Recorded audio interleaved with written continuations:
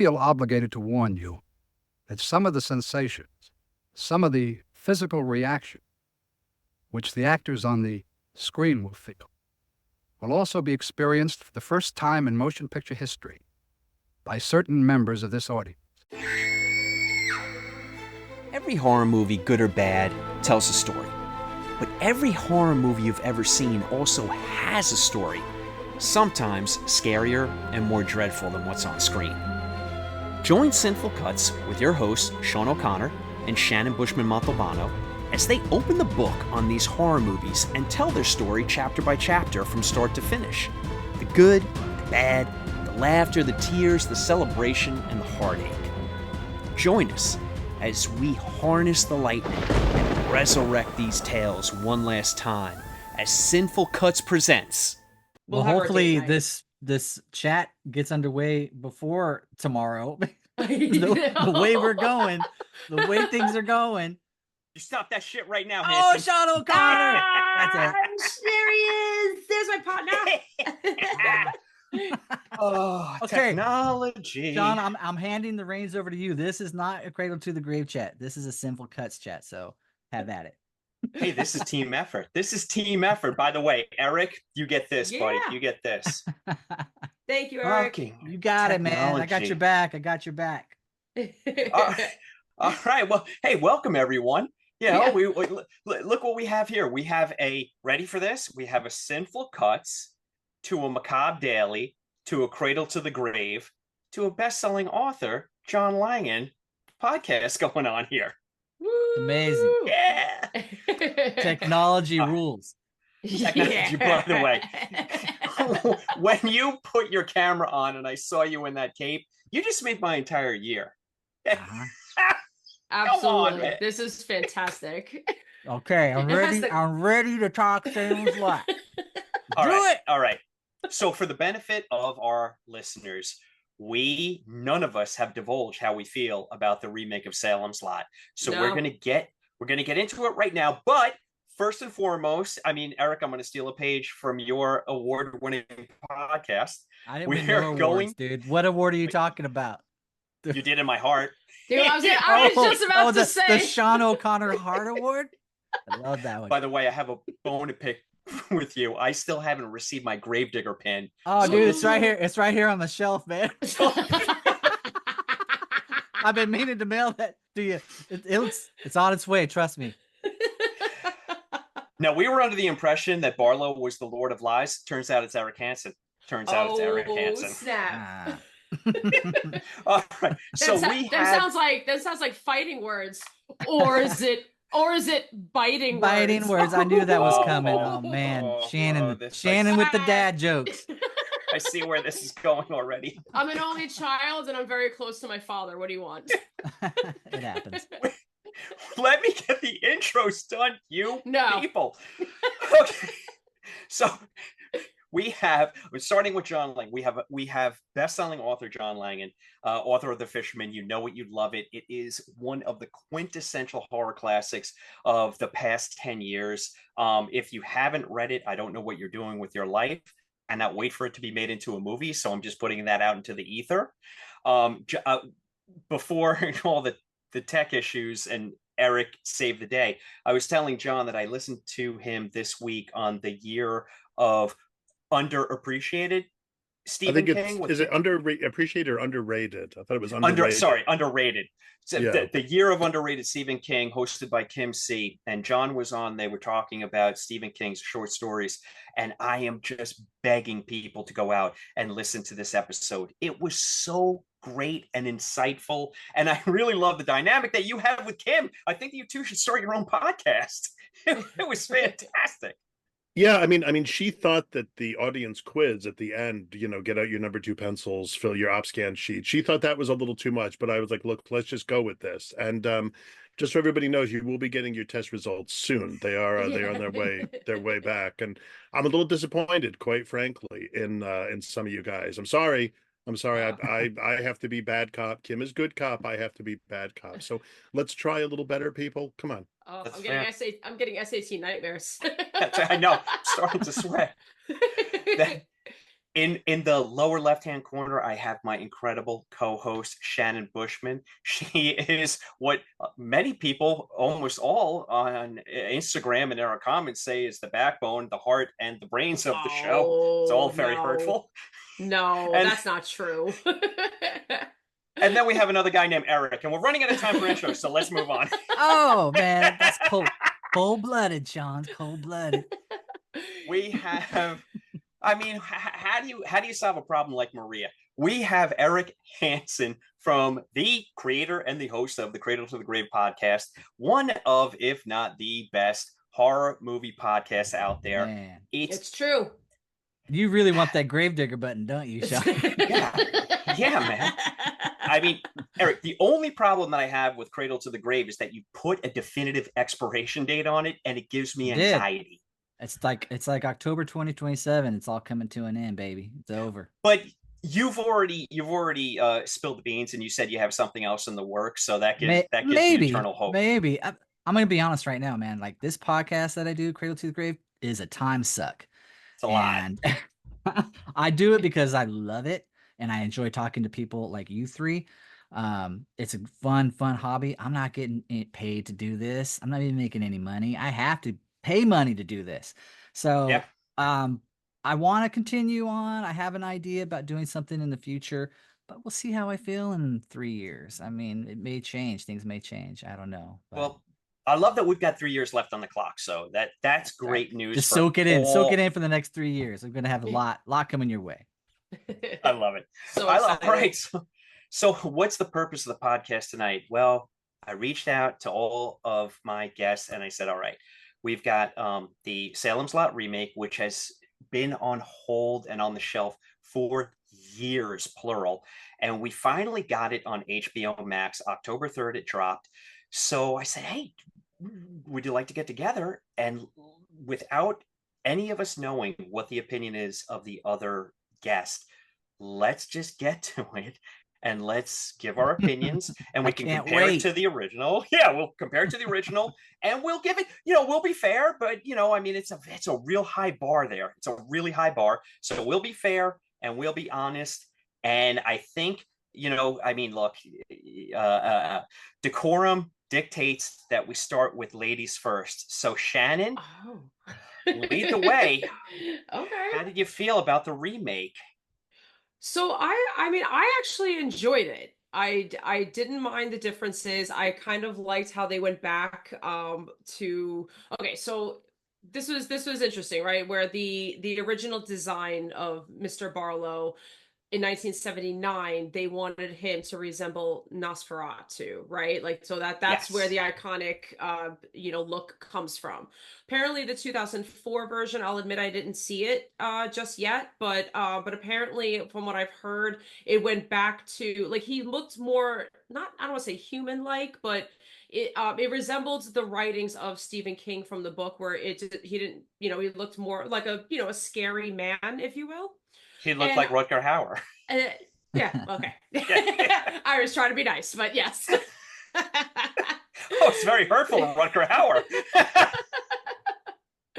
So I was wondering, I was really, really wondering what design they were going to go with. So I remember I was really excited about that. And I thought this design was really cool. A little throwback to that. And I get that they had to cut some things out. But I kind of like the story, and I actually kind of enjoyed. I believe his name was Mark, the little boy with the glasses. Mark Petrie. Yes. Yeah. So like I actually really enjoyed his character. In at times of, like bullying today is like a really big topic, and the fact that he wasn't like a trope and immediately was like, no, I have to fight back against my bullies.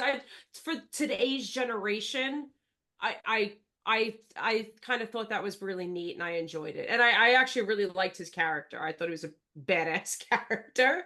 Yeah. And overall I liked it, like there were certain people that I thought like, oh, well, they're going to make it because they're a love interest. And I was like, oh shit, no, they're not, So, so there's pleasant surprises there. Nothing will ever beat the original, obviously, but I had fun with it, honestly.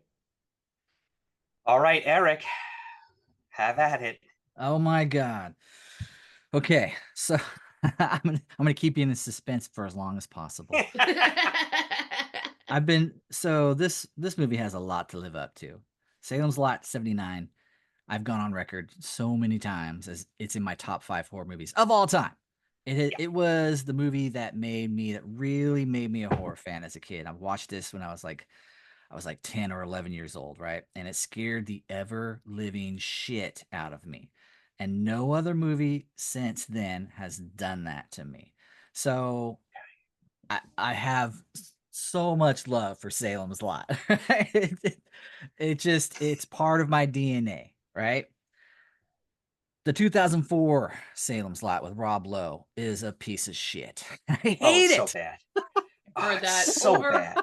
heard that over and over and over again. No, okay, I'm Yeah. being I'm too harsh. It was a piece of crap, not shit. But I didn't like what they did with the 2004. But Shannon, you're right. They in the book by Stephen King, it is not a Nosferatu vampire. He's more like Bela Lugosi. Good evening. I'm here to suck your blood and make you one of us. Right? It's more of a dapper kind of a vampire. So Toby Hooper decides, you know what? No, let's do the Nosferatu thing, which I prefer. And I think a lot of people prefer. So yeah, 2004. I've only seen it a handful of times. I have no desire to revisit it. So when I heard that Gary Dauberman was doing a Salem's Lot remake back in 2018, which seems like so long ago, I couldn't wait. It's like, oh man, I can't wait for this to come out in October 2020. This is going to be awesome. And then October 2020 goes by, nothing. Oh, well, hopefully it comes out in October 2021. No. 2022? No. 2023? When am I ever going to see it? So finally, the anticipation is building. I was so excited to hit that play button last night. You have no idea. And I had my fingers crossed. I'm like, please, God, let this be fun. Let it be at least good. I know it's not going to be 79 Salem's Lot. I'm not expecting that. But I'm expecting it to be good and scary. So my rating from 1 to 10, 10 being Salem's Lot 1979 and 1 being 2004 Rob Lowe Salem's Lot, I give Gary Dauberman's Salem's Lot 2024 a 6.5. Okay. I had a feeling you were in the middle. Yeah, it's in the middle. It's a little above the middle. All right. I'll go into detail after we hear what John has to say. Well, I'm going to save John for last. I'm saving the gravitas. Yeah, all right. of master of words, John Langan, for the end. So, John, I'm going to go, and then I'm going to hand the mic over to you. All right. So this is not a cop out. Like Eric, I saw this movie actually on TV as a kid. I've repeated this ad nauseum on our podcast, but I'll say it again. The CBS did the cruelest thing ever because they released it a week apart. So you had part 1, and then a week later you had part 2. It was, it wasn't one night after the next, and it just crushed me because I had never been so scared with Danny Glick scratching at the window. That just, there's like a multiverse version of myself that's still screaming as a child that never got over that. And I rewatched it this week. That movie, Toby Hooper does so much for a made-for-TV movie. There's a man who's holding a shotgun in the face of another man in his satin boxers. I mean, these things would not really happen on regular TV. Sure, it happened on cable, but the fact that this happened on CBS in '79, it's just remarkable. So, like Eric, I was so excited to press play and to see what Gary Dauberman had done. And I am, for a Salem's Lot remake, I'm note for note with Eric. It's a solid 6.5. But I'm going to go one step further because I think about 45 minutes in, when we got to Bill Camp, when we got to Mr. Burke and Mike Ryerson in his home, that set piece is like almost like the demarcation line for one film into another. And it really is when the film gets started and picks up. And then we get into Salem's Lot, Salem's Lot. But I was thinking, I'm like, you know what this reminds me of? It's not so much a remake of Salem's Lot, which it is, but it reminds me of when I was a kid and HBO used to release these original movies, or they would acquire movies from overseas. Like, I don't know if you guys ever heard of a movie called Fortress with Rachel Ward, an Australian movie. It's about a bunch of guys who kidnap a school teacher and their kids. And it's a bonkers violent movie, but it was like packaged as an HBO original. And this movie made me feel the same way. Like, once I kind of got past the Salem's Lotness of it all and looked at it through the lens of, is this was just a cable movie that I had happened upon from the beginning credits, I would have loved, excuse my language, but I would have loved the fuck out of this movie if it wasn't Salem's Lot. I would have been like texting friends. I think I just saw one of the best vampire movies, made for cable vampire movies that's ever been made. But when you attach it to the legacy of Salem's Lot, it's a point of diminishing returns. So if it was not a Salem's Lot movie, I'm giving it like a solid 8 because there's so much craftsmanship on screen. I mean, the cinematography, we can all agree the cinematography is just bonkers. Yeah, it's a beautiful shot film. Yeah. Danny Glick being kidnapped by Mr. Straker with the shadows, with the setting sun in the background. Chef's kiss, man. Chef's kiss. Yeah.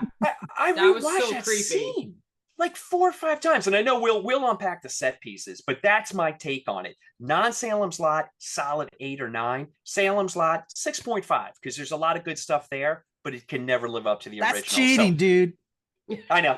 Yeah, no. it totally is. He wants his pin. I do. I know. I hate you for that. But I can't do that, Sean. All right. John, take us home. I got nothing. I didn't watch it. I thought we were watching the 2004 one. Yeah, I love Rob Lowe. Go to hell, all of you. Nothing would make me happier. The screen goes blank. Yeah, I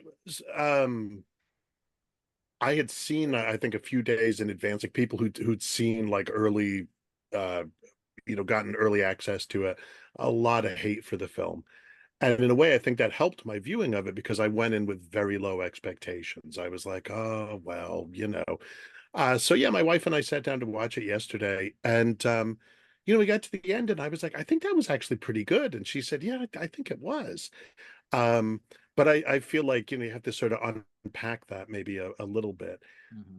There was a rumor going around the internet today that the original version of the film was 3 hours long. I have no idea if that's true or not. I hope it is, and I hope that we'll get to see that, because I think that the challenge for adapting Salem's Lot, right, is that part of what makes King's book so groundbreaking is the way that it brings together like Peyton Place, as he put it, with Dracula, so that there's this town, and the town is it's a typical American small town. It's full of lies, corruption, deceit, people making horrible choices, and then the vampires show up, and so the town is already kind of corrupt in some ways. I mean, as much as any other American town is corrupt before Barlow and Straker show up, and indeed maybe that's part of the reason for them showing up. Although I think it's also just right. It's this remote town in the middle of nowhere. So I think that without that, the film, for anybody who knows either the novel or the Tobe Hooper adaptation, you're missing that. You're missing that sense of just the kind of texture of the town. And I'm not sure with a 2-hour movie how you would have gotten that. Like, I was trying to figure it out. How would could I have imagined a way to do that? And that's why I say if there is a 3-hour version out there, I hope there is. Maybe there's more of that, in it. I had no problem with the changes that were made to the original story. I think it's inevitable these days that that's going to happen. Yeah. I thought that the climax was interesting to me in a way, because in the in the novel, although Ben is able to defeat Barlow, the town is still overrun with vampires, and you know the end of the I mean, the book begins actually, right, with Ben and Mike arriving in this little Mexican town, and it's like, well, who's the man and the boy, and they've come from this far away place, and then we get, you know, this is what they went through, and they got out of there by the skin of their teeth, you know, that Barlow may have been destroyed, but there's still this pack of vampires roaming around. So I thought that the decision to treat that differently was kind of interesting, and I thought it kind of worked. um I was kind of okay with that. I thought that the use of Susan's mother as the new the new Straker figure was kind of inspired. I love that. And Yeah. you know, I think of course what happens, right, is that you get that there's so much that just gets left out. You know, that there's so they have to kind of fast forward to, oh, must be vampires, and on we go. And again, I'm not 100% sure in a film of this length that wants to have this much going on in it. I'm not sure. I'm not sure how you do it, you know, otherwise. Like I think you just have to have that leap to, oh, it's vampires, because Yeah. I think you're right, Sean, that there is that point where the film really starts to kick into high gear, and then you're like, okay, here we go. And I think the what we're missing maybe in the beginning is that sense of the town, of the larger. We're like, no, where is everybody, you know? But I Yeah. think I think that it is beautifully shot. I think that there were some very deliberate decisions in terms of pacing, and in terms of, you know, the throughout the movie, really just the leaving things in shadow. Yeah, we've already alluded to the silhouette on the ridge scene, but when the English teacher was at the bottom of the stairs, and what's his name is coming down the stairs, and his shadow is preceding him down the stairs, that felt very much like a nod to Nosferatu to me. You know, Absolutely. Yeah. there were these great moments like that. So I think that I there was so much to the film that was just done in a kind of restrained way, to be honest. I mean, you're kind of, I feel like I'm used to vampire movies being like Blade, you know, just like showers of blood. You get blood and you get blood. Yeah. And so to have something that was a bit more restrained was kind of cool. I kind of I thought the change to Susan was interesting. I thought really, you know, honestly, like we can talk about some of the specifics, I guess, you know. I would absolutely recommend people see it if you loved the 79 film adaptation, and that's what you want. That's not what you're going to get. So I mean, I think it's like be forewarned. And if you want the entire novel, you're not going to get that either. What you're going to get is somebody who said, I've got 2 hours to make this, you know, You know what's funny, 600 John? page novel. You know what's funny, John, is like, so after I But watched the movie, um, so today at work, I was like going through YouTube and watching everybody's review because I was holding off watching reviews because I didn't want it to be spoiled for sure. me. And Yeah, yeah. all the reviewers that liked the film loved, were in love with the 79 version, right? So like they liked the 79. The people who didn't like this new version never saw the 79 version. I thought that was Um, odd, you know, Yeah, that is yeah. like odd. maybe the people who were so like it, you know, in the 79 version is so endearing to us, not that we gave this a pass, but that it was like, oh, this was okay, you know, like maybe Yeah. we had it in our minds so much that we were rooting for this film. And people who have no ties to 79 version were just like, it was just whatever, moved too fast. The characters, you shouldn't get involved in it. I don't know, it had some ropey CGI on Barlow. You know, I don't Right. know. Right. So I Right. thought that was Right. kind of interesting. Yeah. Yeah, Yeah. that No, is it interesting. Yeah, that is interesting. I didn't watch any other reviews. Like I didn't want to know anybody else's opinion. I don't know if I wanted mine to be tainted. Maybe, I don't know. So I haven't watched anything just yet, but I'll tell you what, that's though. interesting though. Yeah, I'll tell you what. The the one main reason that this movie gets a 6.5 in my scale is the actor Jordan Preston Carter, who played Mark Petrie. That Mhm. dude is awesome. Yeah. Like that Yeah, kid he's so actor, good. I fell in love with this character. I mean, Mark Petrie has always been a favorite character of mine because, again, growing up, I related so much to that character. He was into horror movies. He liked magic and the special effects. That's me, right? Yeah. And Yeah. Lance Curran, who played him in the 79 version, did a great job. So good. But for my money, it's Jordan Preston Carter. He slays it in this role. He needs his own miniseries, but unfortunately, he's like 20 years old now because he filmed this 50 years ago. That kid has presence for days. He really Days. does. He totally made this a lot more enjoyable, I think. I really, Yep. really like. I think this The movie as movie a rests whole. on his shoulders. Yes, Yeah. very much so. No pressure. But no, I think the movie is such a strong nod. Like it's like, I think we can all agree nothing is ever going to top the 79 version. Like John said, like you're never going to get that ever again. It was a magical blip in time. Toby Hooper had it. You're never going to recreate it. However, you can honor it and give it a very strong nod. And I think this film captured that wholeheartedly. And yeah, and Eric, to your point, like I said, he was like my favorite Oh, character yeah. in this whole film. And you really Yeah. felt for him too. Like the kid went through some shit. Watched his parents die, watched his favorite teacher die, like His new best friends, they're friend. all dead. Yeah.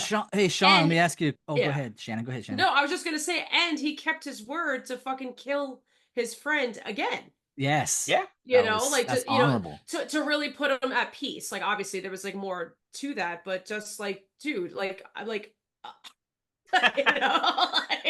Sean, I was going to ask you, how much were you comparing this as you're watching it? Did you find yourself going, oh, they did that instead of this, or did the 79 version get in the way of your Well, viewing? I'll let you know. I DM'd you today, and I was like, I'm rewatching it. I'm watching it again. I actually watched it 3 times. I don't have a lot going on in my life, everyone. So I watched it last night, and of course, that was a beat by beat comparison to the 79 version. And it is what it is. It's just a thankless task. Hey, look, I applaud Gary Dauberman for being passionate about the work and wanting to do his interpretation of it. And it's gorgeous to look at. Of course, some things are going to be missing. I think I hope I'm not opening up a can of worms, but I think he actually improves on a couple of things as well. I mean, Susan is a remarkable character in this film because she has agency and she's got a voice. She's better. That is not present. Oh yeah, that's not present in 79. And it's almost the opposite with Ben, where David Soul is like swaggering in and he's laying down in the meadow, and of course Susan's falling in love, the rabbits are falling in love, the swans are falling in love, it's just fucking insane. He's like if I undo one more button, that's it for the town. And this Ben is very much an introvert as opposed to an extrovert. So I thought there were some very interesting choices made with the characters, especially Mark Petrie, really being our junior protagonist. I thought Alfred Woodard as Dr. Cody, the character actors in this film really save it. It really saves it from being below a 5, because you've got Bill Camp as Mr. Burke and you've got Alfred Woodard as Dr. Cody. And when they're on screen, you can't take your eyes off of it. They're just so dynamic, and their performances are so layered that even though we're talking about, guys, let's call it what it is. I mean, it's kind of like hokey genre fare. They just bring a different take to it that just sucks you in. And not to take away from the other actors, everyone does a fantastic job, but I felt like Gary Dauberman had packed his cast with so much talent that even in those lesser than moments, there was still so much there to watch. So on the second rewatch, I did away with the Salem's Lot, and that's where my HBO made for TV movie, take comes in. And then the third watch today was just really picking out the set pieces that I wanted to talk about tonight, and they're really good. They're really much better than a lot of what we get in the movie theater today. So why don't we start with that? I mean, I want to know everyone's opinion on what was less than, what you felt was more than. But why don't we actually start to unpack some of these set pieces? We get the beginning with the introduction of Mr. Straker giving the directions to bring the crate in. We get the crate in the basement, and you have that first like glamoring shot. And I thought they did a pretty decent job of kicking the can down the road. What's everybody else feel? I actually loved, I remember like even like my husband and I, we watched it last night together, and immediately right in the beginning, we were like, oh my God, that's a good shot. Now, as Sean knows, my husband's a photographer, videographer, so lighting and angles is his entire life. Oh, And he must have been dining out on this movie. he really was. So even so something as simple as like you were saying, like the opening scene with the gentleman, the two guys bringing Mr. Barlow like down, like delivering him, if you will. So the one guy, right, gets out of the truck and opens the doors to the basement, and then now you just look in the back of his head, and the guy backs up the truck, so now all of a sudden the red illuminates. It's gorgeous shots, yeah. We like, I think, like, as much as like we love everything else, like immediately we fell in love with that shot alone, like just like paint it in red. And right? some of the transitions that the Doberman does, like the matchbook turning into the staircase, the peanut butter and jelly sandwich turning into something else. Like he's really thinking about these transitions. The camera going to the bottom of the bed and then coming back up. That's good. Yeah. I mean, it's unbelievable. Really, really, really. I think it was very smart too to start the movie with the delivery of Barlow, so we don't have to, because it is, like John said, this is a truncated version of a very long novel of the 3-hour miniseries. We got to get everything in 2 hours, and so let's start off the Marston house and Barlow being delivered, and so we get that first. We're sucked in. All right. And then there's so many cool needle drops in this movie with the songs. Like they start to play that Sundown song, or what is that? What's it called again? Sundown, Gordon Lightfoot. Yeah. So they play that, and that scene where they're playing that, and Ben Mears is driving through Salem's Lot. I'm like, it warmed my heart, man. I was like, oh, okay, they're gonna pull it off. I kind of knew at that moment he's gonna pull this off. We're gonna be okay. So yeah. It's gonna be a fun ride. And to John's point, it's at that moment where you really do want to then settle into, let's get into the Peyton place of this town, which the miniseries can do because of its length. You really want to see all of those, the infidelity and the prejudice and maybe the racism, all the underbelly of a suburban town. And we unfortunately we can't do that here, although John, from your mouth, I hope there is a 3-hour version out there. And I'd be so surprised if there isn't. With how much Gary Doberman loves Salem's Lot, I'd be very surprised if there's not a longer version out there, because also, let's be honest, gang, it does feel like there are some pretty definitive cuts to this movie. It's they got the scalpel out and they went to town. But yeah, you just at that point, I agree with you, Eric. At that point, I think we're going to be okay. But I was kind of settling into, all right, let's get the vibe of the town. And you get maybe 2 scenes at best, which is understandable for an hour and 48-minute movie. But then, but the irony is this real vampire action, because I was timing it really doesn't start until 48 minutes in. So there's a minute. There's like a lot of exposition, there's a lot of scene setting, and you're trying to get some character development in.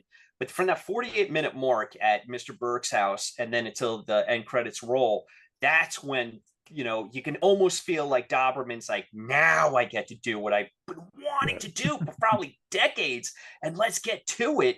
And that's where the fireworks for me start. get some incredible set pieces and a lot of fun, a lot of vampire fun. Yeah. So they vampires suck blood out of their victims. I'm sucking the oxygen out of the room. Please, somebody else. Please. Somebody else have a go. I want to know John's favorite scene. Oh man, that is there's a lot of them actually. The burial scene, burying burying little Danny there, Danny and Glick. and the laughter, or not the laughter, excuse me, the screaming inside the coffin, and then he he So opens the good. coffin, and there he is, and that was I think if I had been younger, or even maybe now in a movie theater, I might possibly have wet myself. It was it was really, that was damned creepy, and I think that the meeting that Burke has in the bar with the gravedigger, just the decision to leave him in shadow, Yeah. to leave his top half in shadow, that's wonderful. That was, It's I mean, raspy breath. yeah, there were a lot of moves like that where I just thought, man, it doesn't have to, doesn't have to be that complicated. Like you can do things like that, and you're just like, oh, this doesn't seem good. This is definitely not good. Even though obviously I know the story and I know what's going on, but there's also a part of me that is just, at a kind of aesthetic level, is just watching this and it's like, oh, dude, don't go talk to him. Don't get out. Stop. What's Mrs. Glick sitting up? And the way that they filmed the shroud, or whatever it would be, over So her good. face, there were a lot of, I think King himself, when he saw an early cut of it, when he was like, no, they should release this, said it has this very old school feel, and I think it absolutely does, and I think it really makes that a virtue.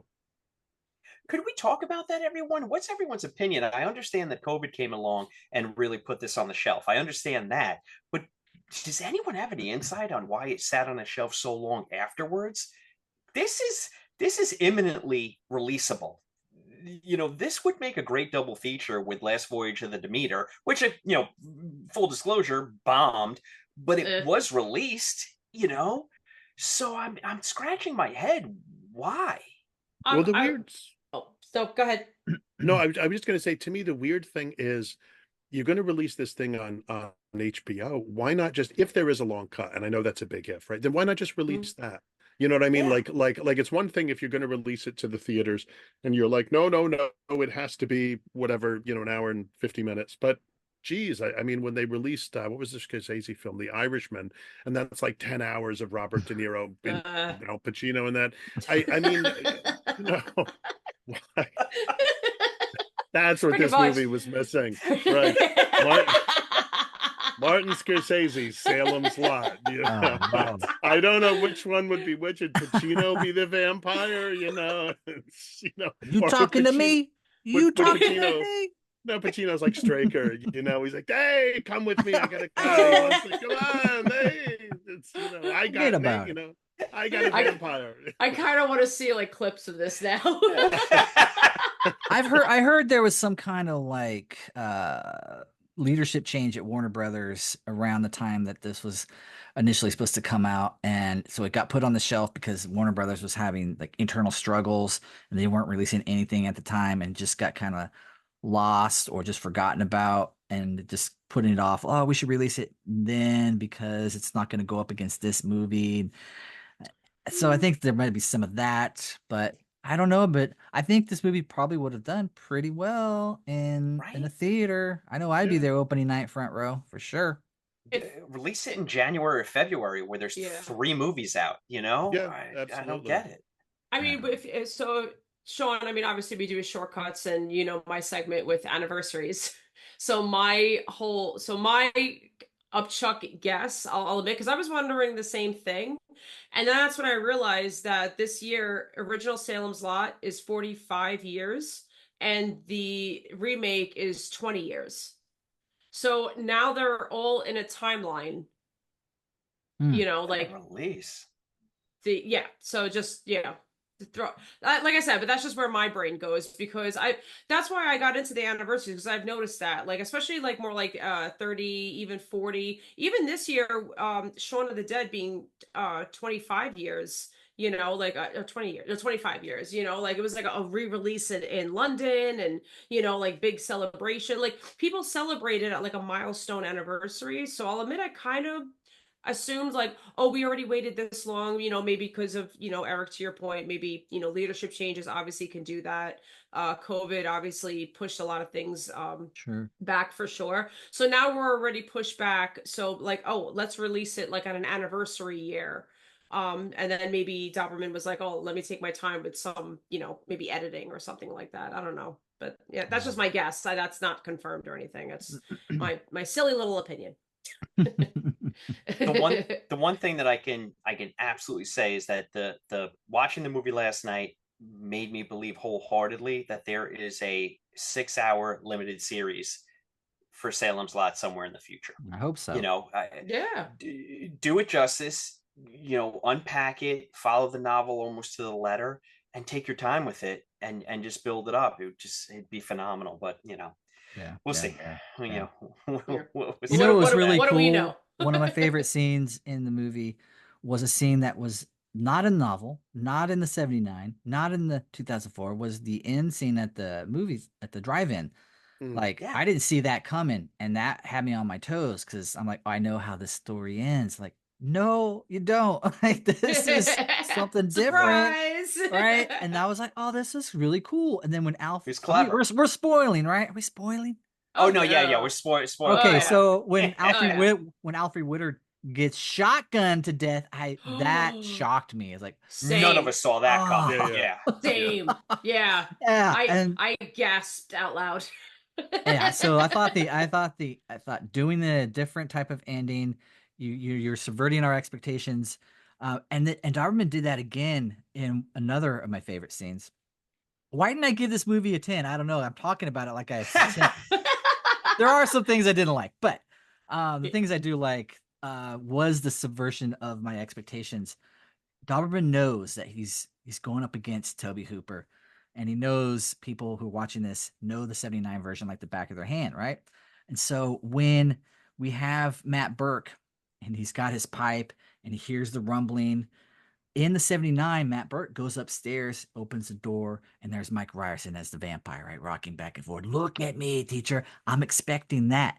So when Matt Burke he hears the thing, I'm like, oh, he's going to go upstairs. He turns to go upstairs, and there's Mike Ryerson, the vampire. It scared me. I did not see that coming. I'm like, hell yeah, Gary Doberman, you got me, man. Let's not forget though that Toby Hooper had the advantage of cocaine, apparently, a mountain of it, you know, which I don't think Gary had. You know, maybe a little cough medicine, but not certainly not that amount. But shout out to cocaine. It's so crazy how many films we love from past decades were fueled by cocaine. Oh, so for many. sure. So crazy. So many. It was a time.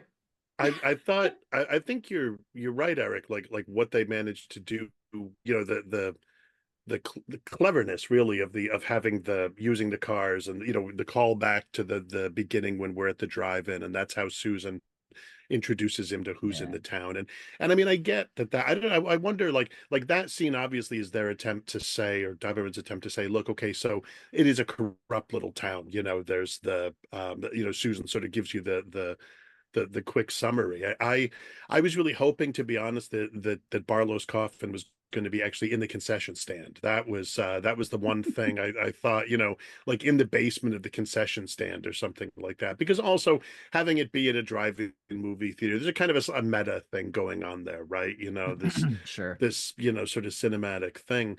The other thing, I guess, the difference, one of the differences I noticed was in the character of Ben Mears. You know, when they find Susan in the novel, you know, it's this, you know, replaying of the Lucy scene from Dracula, but it's this real, like, sort of horrifying moment where he has to stake her. And of course, you know, from our standpoint now, the gender politics are completely, you know, antediluvian, right? But but that fuels a certain kind of anger in Ben. So in the novel, when he's going up against he's literally in the coffin with Barlow, as Barlow is trying to get out of the coffin, and he's screaming at him, and it's this sort of angry kind of thing, and there's this tremendous emotion in it. Whereas I thought here that was maybe lacking a little bit, like, okay, so Susan kicks his ass, which was cool, but there, I didn't get the same kind of like angst when he kills her, like it's instead it's like on to the next thing. So that when he dispatches, it was okay, it's cool that he still kills Barlow.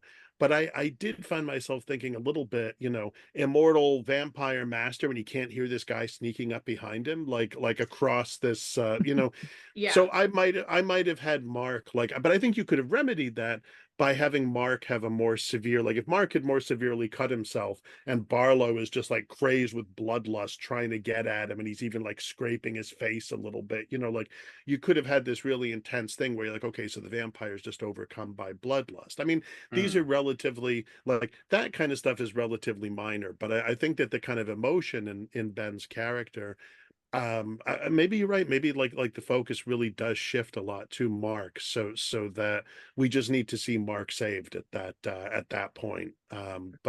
But I would like to have seen a little bit more. I'm happy enough these days, to kill a monster, it's like you need like the entire Ghostbusters, so to just see like one guy can stake the vampire and that's it, that was kind of cool. But I would have liked a little bit more emotion on Ben's part. Yeah, I agree with that. I definitely agree with that. Yeah, I agree with that too. If I had a gripe with I remember thinking that too. I'm like, we finally like got him killed, and I'm like, oh, okay, that's it.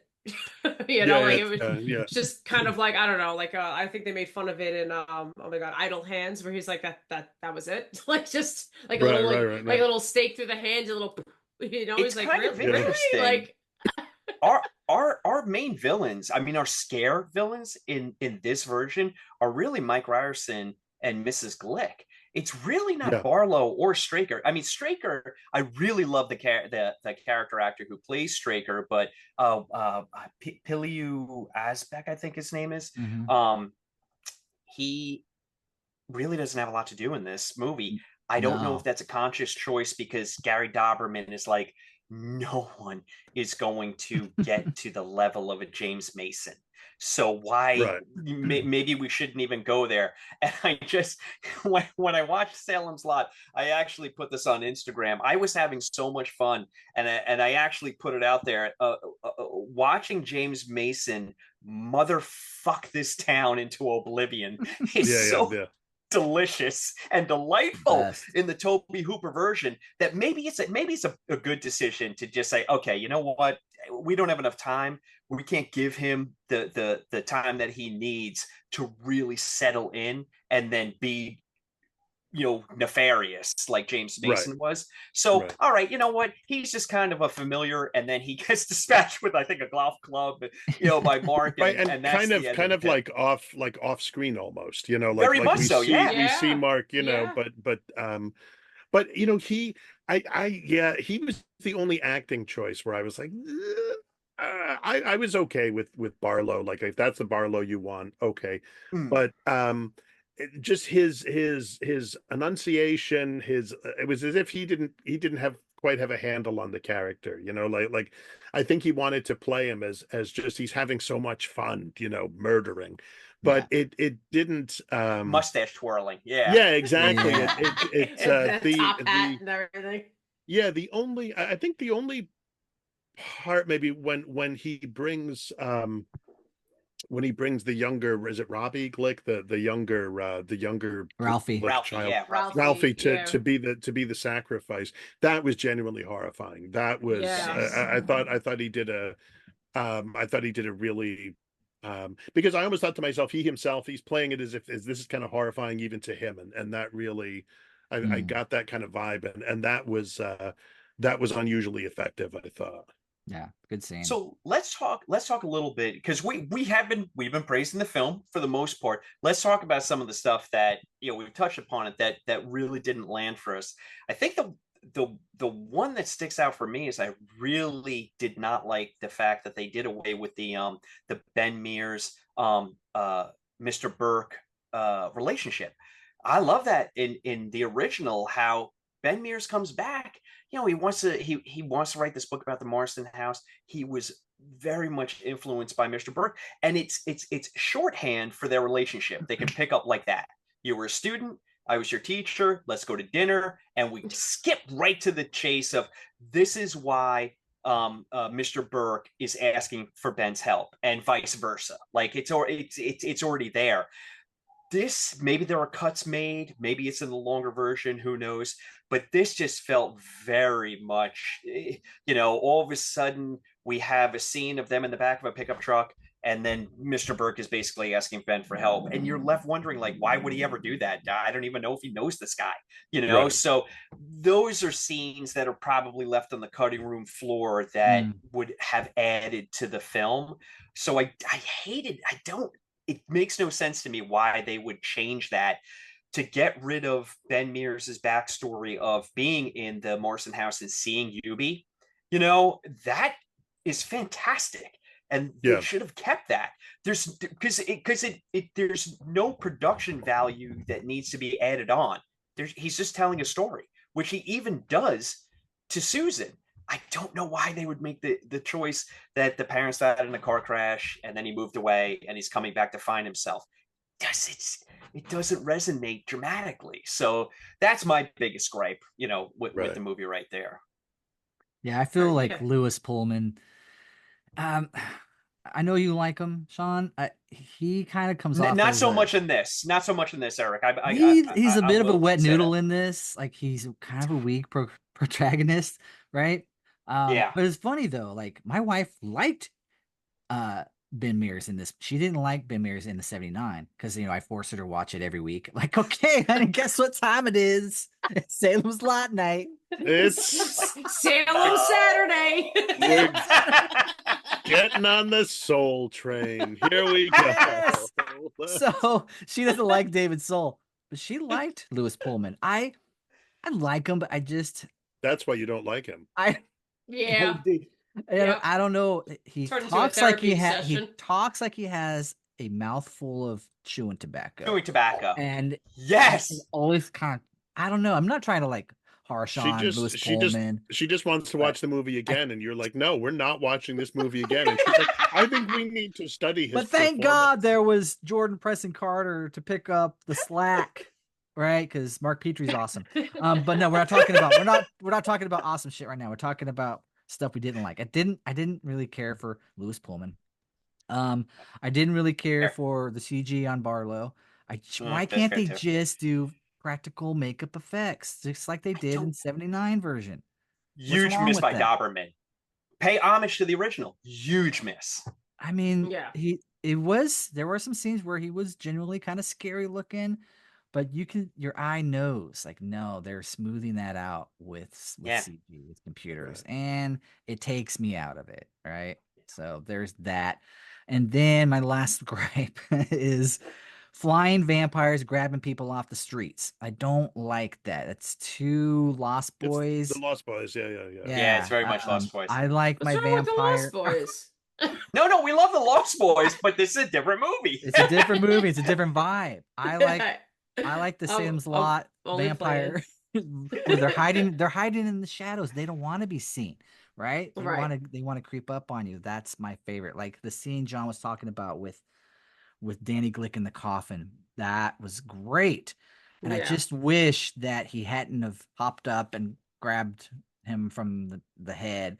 I wish he would have just like crawled out, right? Just use your hands to crawl out of the grave as opposed to flying out. But yeah, you could have done it. I don't know if anyone's ever done this extensively in a vampire movie, but you know, when Ryerson, when the English teacher gets the cross, you know, and it's glowing, which I thought was actually kind of an interesting effect. And I like that, yeah. And Ryerson's like up on the wall, you know, like a spider almost. Yeah, that's something that they probably could have done more of. And I don't know, as I said, if anyone's ever really done that with a vampire movie, make the vampires. I can't think of it. I don't think they have. spiders, That you was know, cool. just crawling along the wall. Like do that rather than having them being, you know, Peter Pan and the Lost Boys. Have them just, and maybe it's cheaper. I don't know, but have them do that kind of stuff, that because that is really I feel like whenever you see something like that, that's kind of unnerving. There's just something about that that just looks really, Hmm. really yeah, Well, unnerving. John, it scared the living shit out of me in Exorcist 3 when when the patient scuttles across the ceiling Yeah. behind Yeah. yeah. You know, There's I a mean, it is effective. Yeah. there's a God, what the hell, the Batman versus Superman. I can't believe I'm mentioning this movie. But anyway, Yes. there's a scene where Batman is up. They go into a room and Batman is up on the wall, and Yeah. for a moment it's actually kind of startling. It's like, what?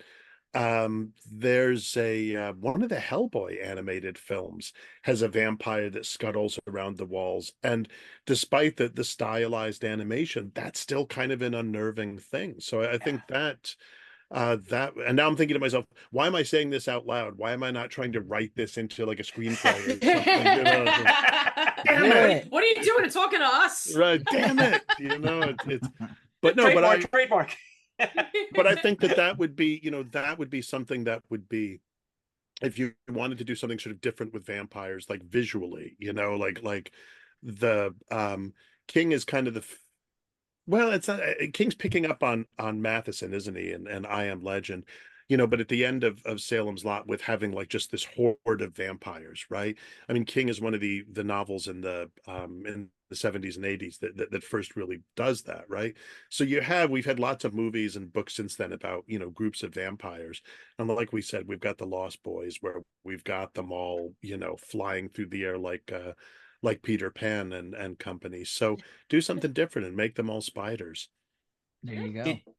Did anyone else get the feeling that a lot of the visuals in this movie, they almost felt like comic book panels? There's two in particular. There's the wide shot of Mork in the treehouse, and then the tree is littered with With glowing eyes vampires. Yeah. of vampire children. And it just struck me as like, if you flip the page on a really rad comic book and there that was, you'd be like, oh, this might be my new favorite.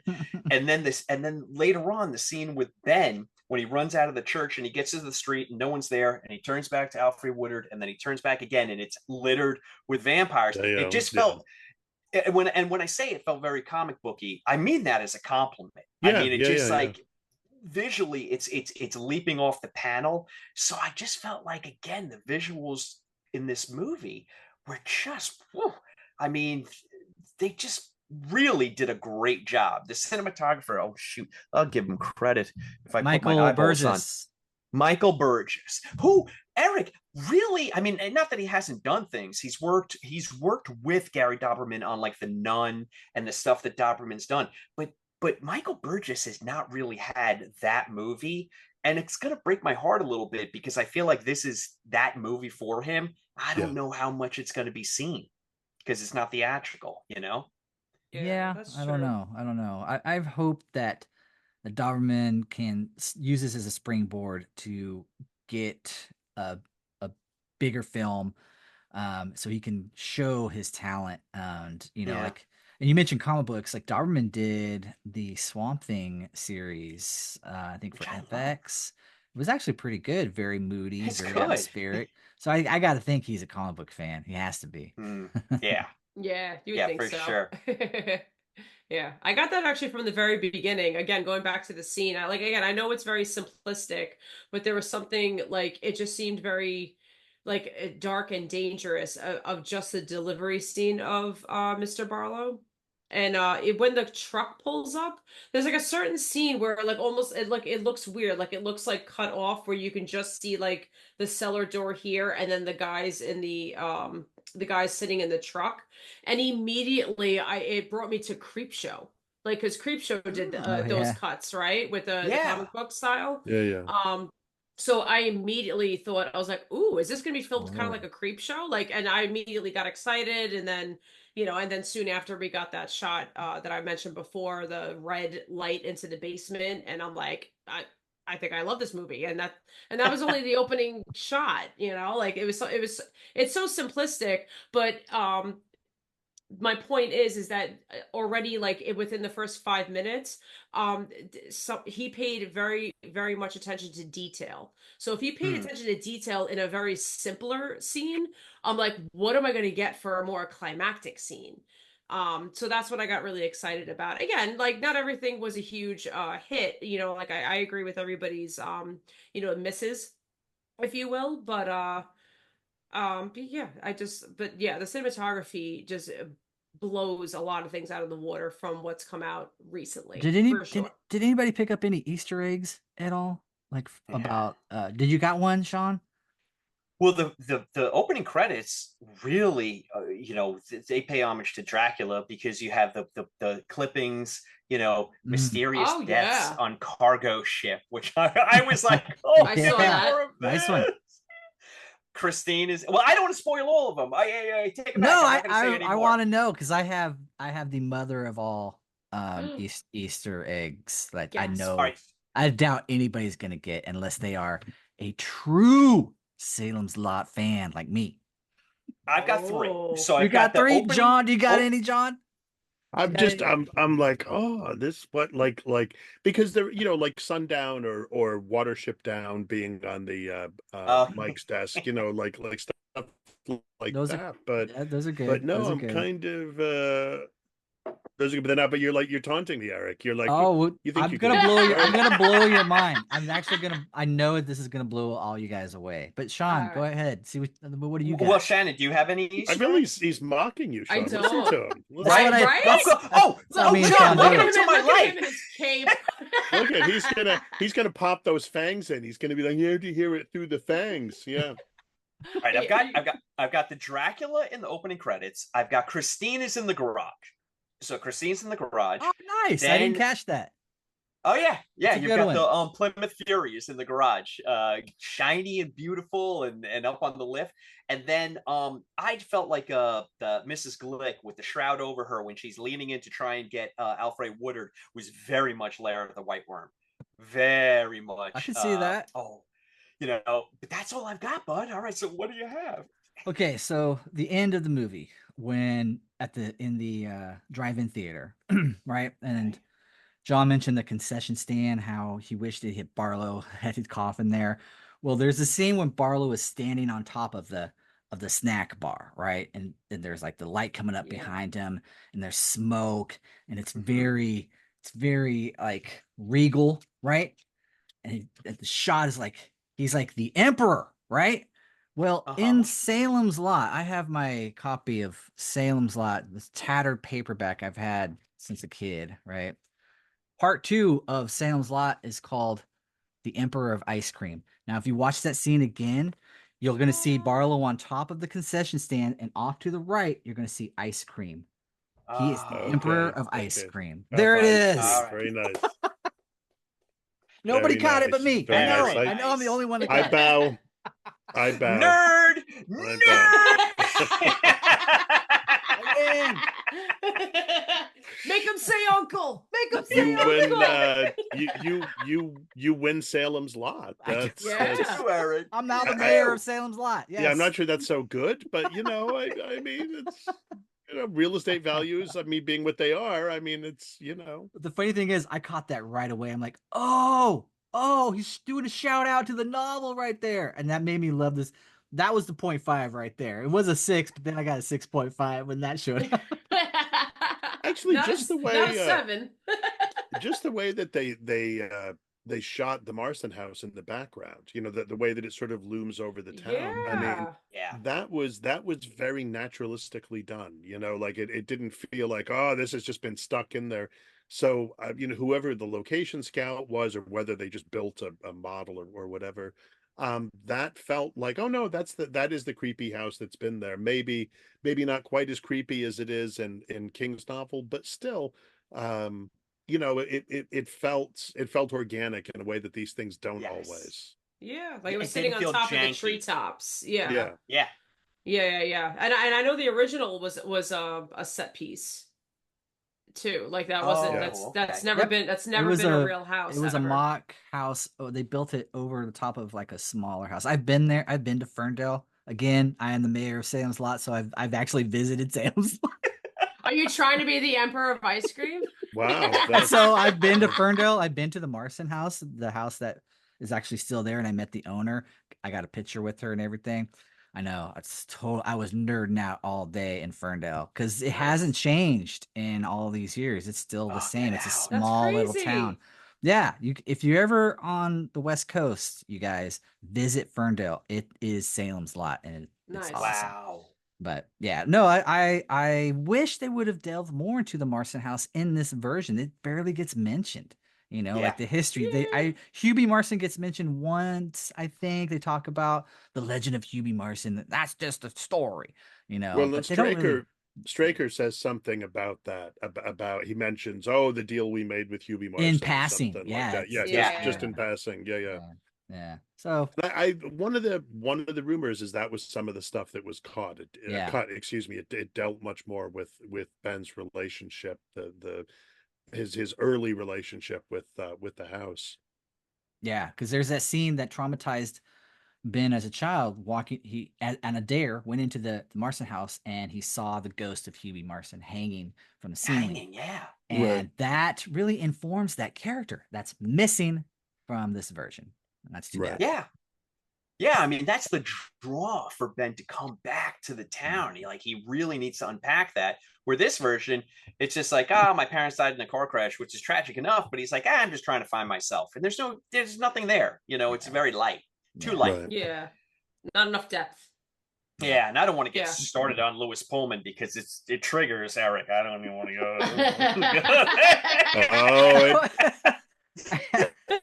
I said I Triggers his like wife, him. I that's just for didn't sure. love him.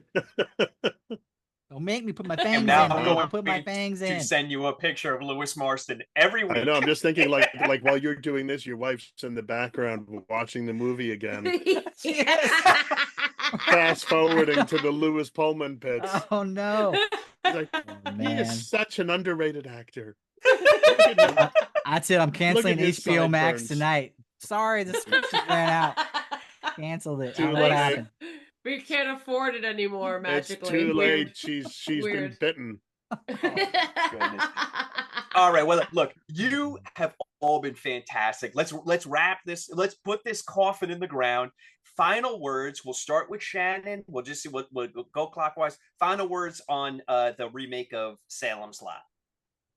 Yeah, like I said in the beginning, I definitely immediately appreciated it. Like I think we could all agree the cinematography and the lighting and the shadow effects. I really appreciate it. Again, I know we're never going to get all practical. I was hoping for a little bit more. I think I kind of understand because I know the original makeup was a big problem. It was constantly falling apart. The contacts were an issue. So maybe I don't know with today's times they took that into consideration. But either way, I digress. I really enjoyed it wholeheartedly. I really did. Again, I knew I wasn't going to get the original, but I'm glad I got the snippet that we got. I enjoyed it. All right, Eric, what do you got for us? Well, I have a feeling after repeated viewings, this is going up to, I'm probably going to raise my score to like a 7 or 7.5. Even talking about it tonight, I'm like, it's actually better than I'm thinking, Pretty Like, good. yeah, like there's a lot to love and a lot to like Lewis Pullman, right? We don't love him, but we like him. In this version, Badly love it. That one's too easy. I'm not touching I that was one. never bored. I was on the edge of my seat for some scenes. I was like, they should have went that direction on other scenes. But overall, it was well done. And I'm definitely gonna watch this many more times. It's gonna be on Same. rotation for a Yeah. while, more than the 2004 version, Rob Lowe, right? Like, no thanks, right? Thank you. Sorry, But, Rob. Yeah, man. Yeah. Just Thumbs because up. he's trying to get the vampires to videotape themselves having sex with him, and it doesn't. Oh man, that's a deep cut, John. It doesn't Cut. work out because they don't show up on That's film. a deep Is Rob that Yeah. part of cut. the is that part of the 3-hour cut that we didn't get? Who knows? Yeah. Oh man. He's like, this is terrible, and Straker's like, I told you he doesn't show up on film. It's like, hi, I'm Rob Lowe, and I'm Vampire Rob Lowe. I think John just named the episode. There it is. All right, Jim, you're going to get last word. So I'll throw my 2 cents in. Couldn't agree more. This film is so watchable. I am absolutely going to, repeat viewings are going to be numerous for this film. I will say this. 2024 has really been the year of indie horror, not studio horror. For a studio film, which this very much is, this is representing, this is in the plus column for studio horror for 2024. Yeah. Agreed. All right, John, take us home. I got nothing.